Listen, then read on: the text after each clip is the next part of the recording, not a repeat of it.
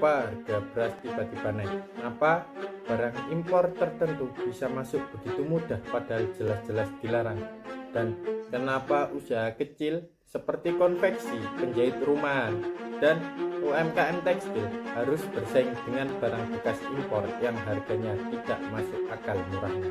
Atau mungkin Anda pernah dengar cerita seperti ini. Kalau mau cepat cair, cepat lolos, atau cepat keluar barang, ya harus ada uang pelicin.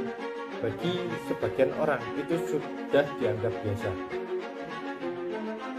Tapi coba kita pikirkan, kalau pungli dianggap wajar, kalau aturan bisa dinegosiasikan, kalau salah bisa lolos asalkan bayar, maka apa artinya hukum? Untuk siapa negara ini bekerja? Karena pada akhirnya yang paling dirugikan bukan yang punya akses, tapi kita semua. Harga pangan mahal, UMKM mati perlahan, kualitas barang tak terkontrol, dan penerimaan negara bocor tanpa rasa bersalah. Alasan kenapa hari ini langkah berani Menteri Keuangan Purbaya terhadap sistem bea cukai menjadi sorotan. Bukan karena ini sekedar soal pegawai, bukan karena ini sekedar urusan kantor pemerintah. Ini tentang siapa yang mengendalikan pintu masuk ekonomi negara. Ini tentang masa depan pandangan Indonesia. Dan yang paling terpenting, ini tentang keadilan bagi rakyat.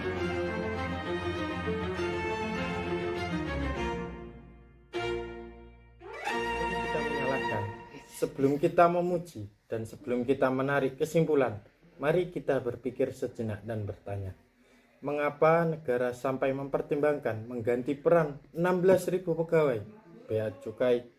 Apakah ini sekedar keputusan spontan atau ada sesuatu yang jauh lebih besar? Setiap keputusan besar dalam pemerintah bukan lahir dari emosi, tapi dari akumulasi masalah yang tidak lagi dapat ditoleransi. Selama bertahun-tahun, publik mendengar cerita suap pungli kontainer yang bisa dibantu, barang yang dilarang tapi tetap masuk, hingga ekspor impor yang berjalan bukan berdasarkan aturan, tapi hubungan dan bayaran. Pertanyaannya, jika sebuah sistem terlalu lama bergantung pada celah, apakah masih layak untuk dipertahankan? Mari kita jujur pada diri sendiri. Bea cukai seharusnya menjaga pintu negara, bukan menjual kunci pintunya. Tapi faktanya, beras impor ilegal lolos tanpa izin lengkap. Pakaian thrift yang jelas dilarang masuk dalam jumlah besar. Barang-barang tertentu bisa lolos dengan komunikasi yang tepat. Bukan semua pegawai salah, tapi kalau pola terus berulang, kalau kasus muncul dari berbagai daerah, kalau kerugian negara, UMKM, petani semakin nyata, maka ini bukan lagi soal oknum, ini soal budaya. Dan budaya yang salah tidak bisa diperbaiki dengan pengumuman, tetapi butuh tindakan. Ketika Menteri Keuangan Purbaya mempertimbangkan reformasi total, termasuk opsi menggandeng lembaga independen seperti SJS,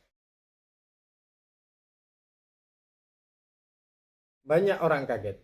Ada yang marah, ada yang takut, ada yang bilang ini berlebihan. Tapi jika sistem sudah terlalu mahal untuk diperbaiki, kadang jalan terbaik adalah mengganti modulnya, bukan sekedar menambah. Dengan pihak independen, proses jadi lebih objektif, aturan lebih konsisten, dan ruang tawar-menawar hampir hilang. Dan ketika korupsi tidak lagi menjadi pilihan, profesionalitas akan menjadi kewajiban. Ini bukan hukuman, ini evolusi tata kelola negara. Jika Anda merasa reformasi seperti ini terlalu drastis, ingatlah apa yang terjadi pada kereta api Indonesia. Dulu KAI identik dengan calo, pungli, pelayanan buruk, bahkan keterlambatan. Namun setelah reformasi besar-besaran, digitalisasi, perombakan SDM, disiplin layanan, akhirnya muncul perubahan.